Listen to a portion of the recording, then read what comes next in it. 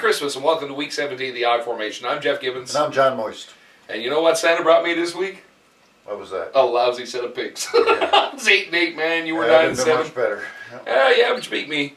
Got one back on me this week. And, we had some huge upsets in the league, starting certainly with the Denver Broncos. Never saw that come. No, there was a good many that never saw that coming. We look at some of the other pundits out there. There were a couple, did 12-4, 11-5. But for the most part, they were all hanging in around 500. So stayed pretty much in the fray. Getting down to the last week of the regular season, now week 17. A lot of huge, huge games. I mean, obviously they're all deciding. I mean, there's still 16 teams that are mathematically in the playoffs as of right now, which is still pretty cool for week 17. My Dolphins had a chance to really do something for themselves last week, and they were totally taken apart, 19-0. Yeah, the Bills, the Dolphins' offensive line look pretty full of this one. They're going to have some big trouble. They got the Jets this week, and they're really going to have to turn some things around to make the playoffs. Most of the experts are going with the Dolphins this week, as we are, but certainly we'll talk about that a little bit. It's not a gimme, though. No, nothing is a gimme in week 17. And, some people out there, Tony Romo, for example. Gee, just let me end that big mystery right now that Jason Garrett is not telling Yeah, because I thought they were going to let him take the field with a herniated disc. Yeah, so finally today, Romo underwent season-ending back surgery and was put on IR. And we have John Kitna, who was picked up, the 41-year-old math teacher, which I thought was really cool in a geeky sort of way. He's back up, I believe. Yeah, he's back up. He was signed this week. He's donating his entire paycheck to sit on the bench to the high school where he teaches mathematics I think it's in Washington. Oh, is that right? Which is pretty neat. And Kyle Orton, who is going to lead the... Kyle Orton has proved himself capable over the years, and he can make a game of this for sure. Yeah, but the thing is, in week 17, do you want to try to put another quarterback into the mix when you've got teams that have been tweaking all year for this day? Yeah, and it doesn't really matter because you're going to have Garrett Cullen that plays here, and he sucks. There you go. So you're saying it's not Tony Romo's fault? Anyway, we don't want to get into this conversation because we try to stay under a half an hour. So, a few things. Let's talk about the picks this week. As albeit very important matchups, and some of the games going to be a little bit different. Even like include the San Diego game where they're playing the Chiefs. Yeah. And that's kind of an interesting line because we would expect that to be closer, but we don't even see that to be close. Well, a lot of people think that the Chiefs are not going to play their starters. Now, Andy Reid's come out and said that he hasn't even made a decision yet at this point. And it's Friday now. He still hasn't revealed whether or not he's going to play his starters. So I really cannot see Jamal Charles playing in this game. Especially Kansas City is locked in as the number 5 seed. They cannot go up or down. And San Diego, slim chance to make the playoffs, but. San Diego could do a real solid by beating the Chiefs this week for the Miami Dolphins. Yeah. And we were looking at how close that three-way tie, the potential three-way tie, could be for the Dolphins, the Baltimore Ravens, and the Chargers at 9-7. And with the three of them tied, with the three of them winning, the Dolphins go through. Mm-hmm. With just Baltimore and Miami winning, Baltimore goes through. Yes, as you explained to me yesterday when we were researching this, when it is two teams that are tied for the final wild card spot, then the first tiebreaker is head to head. However, if there are three teams with the same record tie for a wild card spot, it's common games, is it not? Yeah, well, one team, in order for it to be decided by that metric, one team has to sweep the other two teams. Okay. That hasn't happened in this situation. Okay. Then it goes to games in the conference by percentage. And the Dolphins own that by the slimmest of margins. So, and they've beaten, and if it's just, and if it goes back then to Baltimore losing, San Diego winning, and Miami winning, Miami won the head-to-head against the Chargers. Right. So they're in the driver's seat. They have to win. The only way it backfires for them is San Diego losing and Baltimore winning. But lots of different things going on there. And there are a few of these kinds of games this week. Win or go home. And rare, and we have two very big matchups in the NFC, and we don't see a lot of these. Week 17 every year. We don't see a lot of these two games where the loser goes home and the winner takes the division. And we have two of those games this week in which Green Bay is going into Chicago, a Chicago team who just gave up 54 points last week and are just not looking very good right now on defense. Certainly giving up 289 yards on the ground. Their run defense really needs to improve on this one, especially with Eddie Lacy, who's been carrying the Packers since Rodgers' injury. I love the Bears as a team, and their defense. We've always heralded in the past how good it's been, but I mean with the injuries. Well, this year they're an offensive team. Well, they've been but they've been decimated on defense. I mean, just to go back thinking about people like Tillman and the list goes on. Well, Briggs is back. Briggs is back. He only had one tackle. That defense has given up 40-plus points 4 times this year. Wow. And that's just not the Bears. So, I mean... Well, the Packers' defense is nothing to write home about either. Clay Matthews is out with that. He broke that thumb, too. So that's a huge smack. But of course, I would think the Bears are going to have to double-check their game plan this week against Aaron Rodgers. But we'll talk about that in a few minutes. Yeah. So, lots of great stuff happening. Let's talk about our picks this week. Stick around. We'll come back and tell you all about it. And welcome back. Now we're going to make our picks for Week 17 of the NFL season, beginning with a nothing game between Houston and Tennessee. As we call it, the WGAF Bowl. And this game means nothing. What do you think, Jeff? I think Houston should take notes as to how Tennessee takes them apart this week. I think Tennessee destroys the Houston Texans to be the crowning turd in the water pipe of the Houston Texans season. I am not going to say destroy. I think it's a close game because it's divisional. But I will pick Tennessee as well. Okay. Next, we have Detroit and Minnesota. In Minnesota. Once again, this game pretty much means nothing. It's the last game in the Metrodome. In the Metrodome, yep. So Minnesota's going to be playing hard to win that last game. Detroit has got something to prove with their collapse over these past few weeks. So it should be a good football game. Adrian Peterson's not playing, I believe. I heard that today. I think that he's been ruled out for Sunday. So okay, well they got Toby Gerhart. He's capable. I think Minnesota wins this game a close one. Okay, we'll say that.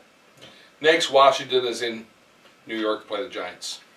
And here's another game that neither team can make the playoffs. The Redskins, in my opinion, should probably change their coaching staff next year. RG3, from the start of the year, wasn't let loose to do what RG3 does best. And I think with Mike Shanahan, and I'm certainly not questioning Mike Shanahan's football knowledge, but I don't know if he's right for this team. And with his hiring his son, Kyle Shanahan's the offensive coordinator, this is just not working out for this team. The Giants are coming off a surprising 23-20 win over Detroit, and I think that they will hold court at home, win this one by touchdown. Fair enough. Not saying much tonight. It's the Christmas booze. Spirits. Whatever. Next we got Baltimore in Cincinnati to play the Bengals. This is a huge game. Many implications here. Baltimore trying to make the playoffs, sneak into that 6th seed. A lot of things can go wrong for the Ravens tomorrow. Yes. Or on Sunday. Also, you've got Cincinnati, who have the early game and still have a shot at a bye. Yes. So in the first round, so they're going to be coming with their A game. I don't see it any other way. Only Cincinnati takes them apart, I think, at home. Well, Cincinnati is 7-0 at home this year, and Baltimore, I believe, has one win on the road this year. So certainly that's in favor of Cincinnati, and Cincinnati will be playing for something because in the unlikely scenario that New England loses to Buffalo, Cincinnati could take the number 2 seed in a first-round bye. Wow. Yeah. And anything can happen on any given Sunday the way things have gone lately. For sure. Next we've got Jacksonville in Indiana.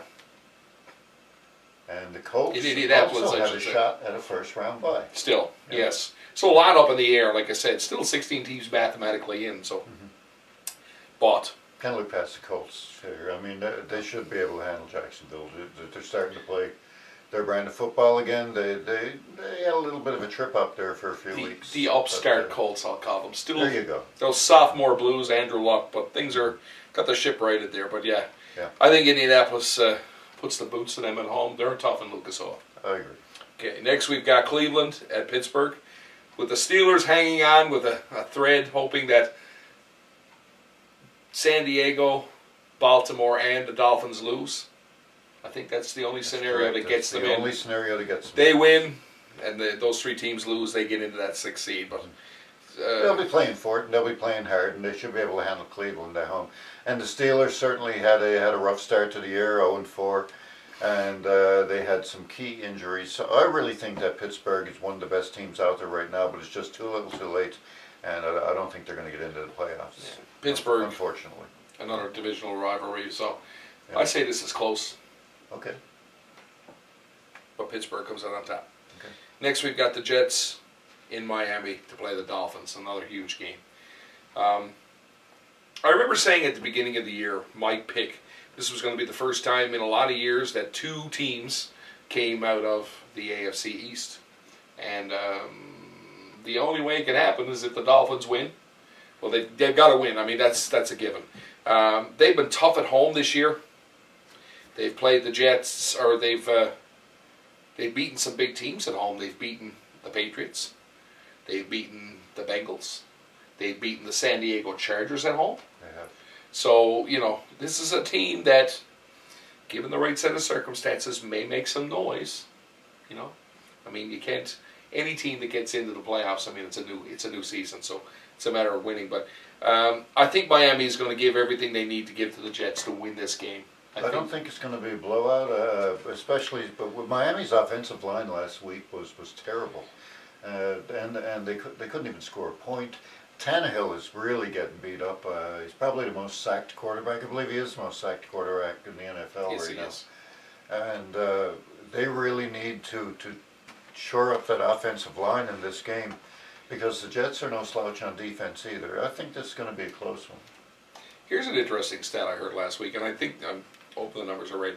I think Tannehill is the most sacked quarterback in the NFL. And the last time I looked, it was like 42 sacks. Mm-hmm. But you know who's in 6th place, just 6 sacks behind? Tom Brady. Really? What an interesting stat. And, O-line issues there, but we've been talking about that all year. Mm-hmm. But anyway, just thought I'd throw that in there.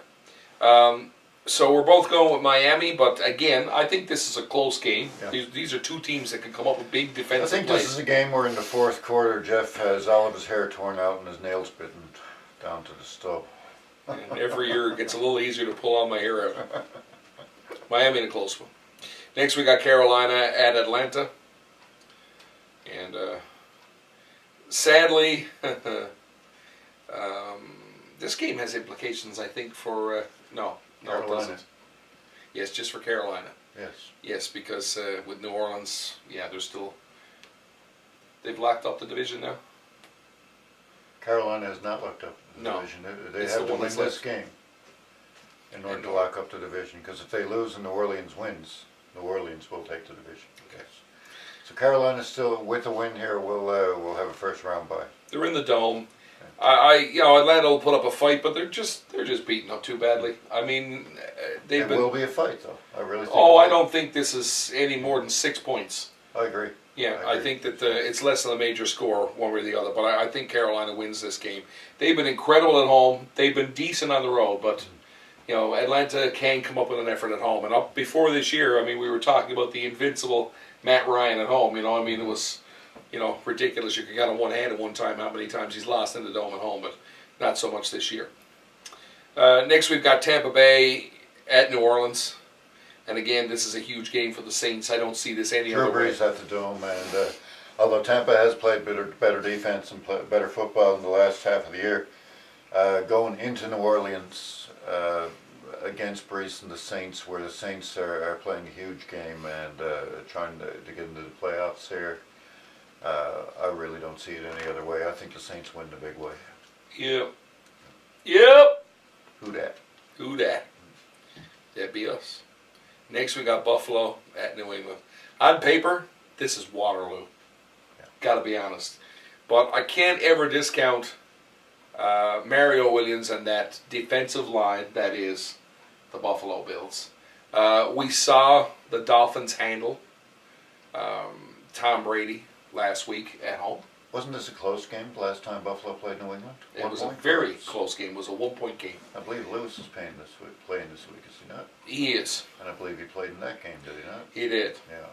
And, I mean, we're in Foxborough and stuff, but I mean, all bets are off now this time of the season. New England's playing for a lot, though. The receivers issues and that offensive line issue has been there all year. So Buffalo was able to capitalize early. It's close, but I just don't see it any other way. I don't see it as close either. No. I think the Patriots pull away. Maybe they keep this close for a couple of quarters, but it's going to be they're going to shore up their position in the playoffs. Mm-hmm. Next, we got St. Louis at Seattle. Seattle licking their wounds. Yeah, first home loss in almost 2 years. I believe they had won 14 consecutive home games before last week when Arizona upset them. So Seattle's going to be coming back into this game, home to the Rams. Now the Rams have a great defense. They've had a great defense all year, and this is not going to be a blowout. Yeah. But I can't see it any other way. I really think Seattle wins this game and shores up that #1 seed overall. Got to see them produce more offensively, and I think that's where their Achilles heel has been for the year. Like the games that they've lost are close, they're just not generating the chances. Yeah. They're just not scoring the points. Defensively, they're crazy. They're an incredibly strong defensive team. One of the best defenses. Of course, they've lost Browners, is that his name, out wide? Yeah, he was. With the substance abuse Browner policy. was smoking some green, I think. And then we got people in the league that have 3 DUIs and weapons charges, or at one point, and they're still playing. Go figure. But anyway, that softens them on one side. But I mean, Richard Sherman on the other side, they've still got a pretty formidable defense. Mm-hmm. And you're right. I think Seattle wins this game, and maybe by a touchdown. Oh yeah, for sure. Mm-hmm. St. Louis has the ability to put some points on the board against all teams. Mm-hmm. We'll see how that happens. Mm-hmm. Next, we got Denver at Oakland. And Denver still needs to win this game. Which means Manning will play. Yeah, to lock up the #1 seed in the AFC. Manning will play. I would not be surprised to see. I would not be surprised to see Manning pulled into third or fourth quarter if Denver does get out to a big lead. I don't know if I'm going to see that happening, though. I think Oakland is a divisional rivalry. These two teams hate each other, always have. And I think Denver's favored by 14 points in this game. I'm not sure they're going to cover the 14. I think this is going to be closer than people expect. And Jeff's going to tear out some chocolates. I agree, chocolate. chocolate. And I think it's going to be closer than people expect. Well, I'll get one. Denver by 10. How's that? I agree. I won. Right. Cyber chocolate. All right. Wow. It's the quietest you've been all fucking year. Neither one of us need these. Next. Okay. Kansas City is at San Diego. Now, normally this looks a lot different on the line. But Kansas City firmly locked in that 5th position. They have nothing to play for here. Andy Reid is saying, no, we're not going to, we haven't made our decisions yet, but any team worth their salt is not going to put their best running back or quarterback. They're going to put those players out there, and, with the chance they get injured. I see this as a wash. And, the line out there already, the bookies are already seeing this themselves. They're paying, they're paying nothing. San Diego to win. And it's not even close. That's a big solid for the Miami Dolphins, too, as we know, with that playoff picture looming. It's big for San Diego to win as well. So, we see San Diego. Next, we got San Francisco at Arizona. And this is kind of an interesting matchup, too. And I think this is the only one we're disagreeing on this week. We've got the Arizona Cardinals now. What's their record now? 10-5. 5. They could potentially, if they win this week, they could be 11-5 and still not make the playoffs. Sometimes things just suck, you know, and they are peaking at the right time. This is a team. San Francisco's already clinched the playoff berth. By virtue of last week. But this is a team, you know, we talk about teams, great teams emerging this time of the year. This is a team that's just below the surface of the water. If they can make it and break through, I wouldn't want to play them in any round. I guarantee you I wouldn't either. 9 out of their last 10. They are an incredible team. They are ridiculously hard to beat at home defensively. Their rush defense is amazing. So this is going to be a close game, and both have a lot to play for here. I think that Arizona wins this game at home by a field goal, merely on the fact that they are at home, and I think that they pull out the effort. I like San Francisco because I think that San Francisco just has a little bit more there on defense than Arizona does on their pass defense, and I think San Francisco has a better pass rush and are going to keep Carson Palmer on his toes all day. I like this game as a toss-up. Could go either way. I'm just going to go with the Niners to pull it out in the end by a field goal. So we vary on. Yeah. So you lose one this week. Next we got the crown jewel, I think, of the whole week. Well, actually, there's 2 big games. Yes. The Sunday nighter, Green Bay at Soldier Field to play the Chicago Bears. This is one of those win and you're in, lose you go home. That's right. And we were saying, I've been saying all along, you know, I picked Green Bay, right? Just to remind everybody, I picked Green Bay to win it all this year. And then we had a team that we'd almost given up on. Early in the season, the running game was there. I believe Lacey was hurt. They had nothing at the beginning. Lacey finally came back. Aaron Rodgers breaks his clavicle. They found ways to win games. Then they had that one tie that was recorded this year in the NFL. And I remember saying to you, I said, that tie could be huge if they were able to put it together. Here we are now. The tie could be all the difference. They beat the Bears this week with Aaron Rodgers coming back this week. Discount. Double check. Back, ready to play. He's been throwing bombs in practice for 2 weeks. All of a sudden, if the Packers win the game this week, they not only make the playoffs, but they host a first-round wildcard game.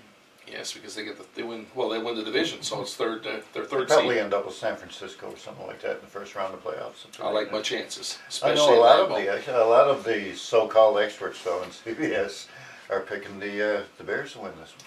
I was looking at NFL.com. A lot of the ones over there are picking the Packers. Yeah. And, you know, everybody's sort of throwing themselves in their camp here. We are both looking at this one way, and we decided that the Packers, I just think, are hungrier. And I've been talking all year. I've been saying this out of one side of my mouth. I've been saying that this team, even through all the adversity of their injuries, they are the most balanced team. You know, like they've had defensively, they've come up with big games. They've come up with good offensive games. Eddie Lacy's just gotten it done for them in the absence of Aaron Rodgers. They're the 5th-ranked rushing team in the NFL. When's the last time you could say that about the Green Bay Packers? Yeah, Eddie Lacy's been a huge difference while Rodgers has been on us. And hopefully Rodgers has practiced enough now to get back into this groove, and he's not going to ruin this groove. This is going to be a high-scoring game. Clay Matthews is out for Green Bay, broken thumb. Yeah, he re-broke the thumb that he broke. That's right. With the amount of points that Chicago's given up, and Green Bay's given up a lot of points too. I mean, they've given up 34 points half a dozen times. I'd say 70 points is a joke on this. Take the over. Yeah. For sure. But we see Green Bay. I think Green Bay is just hungrier, and I think they're going to win this division, and they're going to cause some grief. Would not be surprised if Aaron Rodgers puts it where it needs to be, that they make a run. They can make a run in the NFC. It can happen. I'm going to pick Green Bay as well in a huge game for Jordy Nelson. Okay. Finally, we've got Philadelphia at Dallas. Another come big and go home kind of scenario. And Mr. Romo is not going to play in this one. Kyle Orton's starting quarterback for Dallas Cowboys. Or, as some people would call him, the expendable crew member on Star Trek with the red T-shirt. You know, the one that always said, he had a different color T-shirt, right? And he was the one that said, Captain, I found something. Ah! And he got thrown away or killed, right? Kyle Orton is that person. And I kind of liked what Graham said on the page today. He said, you know what, they had a better shot with Kidman. You know what, either team, you're being thrown to the lambs here. I mean, you're the sacrificial lamb, I should say. You know, you really haven't had time to put that team around you. Tony Romo's a franchise quarterback, as much as we don't like to admit that. You know, I mean, he's been, you know, the Cowboys quarterback for so many years, and he has played a couple of months of the year fairly well. I mean, December, he just doesn't do December very well. He's not a pressure quarterback, and he's proven. You know, he's out of the picture. You know, some would argue that Jason, I know, made the comment today on our page. He said, what was it? He said, well, that'll give him an excuse to play as poor as they're playing, kind of thing. I know I'm paraphrasing. And almost as big as Romo not being out is also Sean Lee is not playing this game. Sean Lee's a huge hole in that defense. Yeah, it is. Huge. I believe he leads the Dallas Cowboys in tackles. So. Yeah, and I mean, even in Dallas, I mean, they have played fairly well in Dallas this year. But this Philadelphia team, in the dome, LaShawn McCoy, just hitting their stride. Nick Foles, oh my God. And defensively, do you know they average approximately 21 points, 22 points a game? I was going to say, yeah. You know, like, they're one of the most what's the word I'm looking for? One of the most underestimated defenses of the game today. Like, sure. we're all, like, it's just incredible. Philadelphia could do a number on them at home and tie them up like a Christmas Philadelphia package. could make some noise in the playoffs. They may be a spoiler. It's going to be some good football in through January. Yeah. So I see Philly winning this one by 10 points, double digits. Yeah, and that's because defensively, I'm guaranteeing. Here's the Jeff Gibbons goof-proof guarantee. I'm guaranteeing at least one defensive touchdown from the Philadelphia Eagles this week against the Dallas Cowboys. So that's our picks for this week. Stick around. We're going to tell you who we like as player and teams of the week.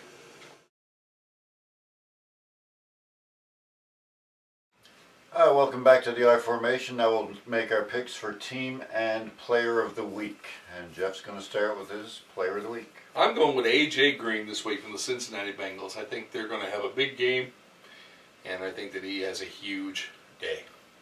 Who do you like? I like Jordy Nelson of the Green Bay Packers. Nelson was Aaron Rodgers' favorite target last season for touchdowns, and I think they'll probably have a couple of TD catches in this one. Yeah, he's picked up where he left off. But I think we both agree on the team of the week, don't we? We're going to go with the Green Bay Packers. Cheeseheads just for a short period of time.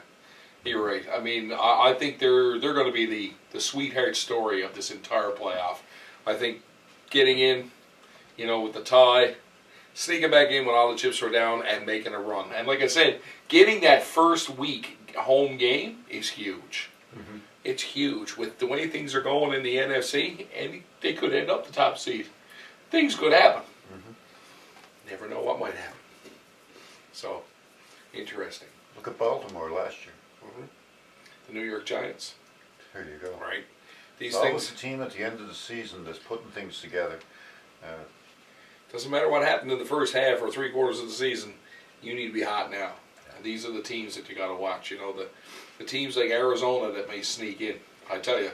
Well, in order for Arizona to sneak in, we got to let the Saints losing.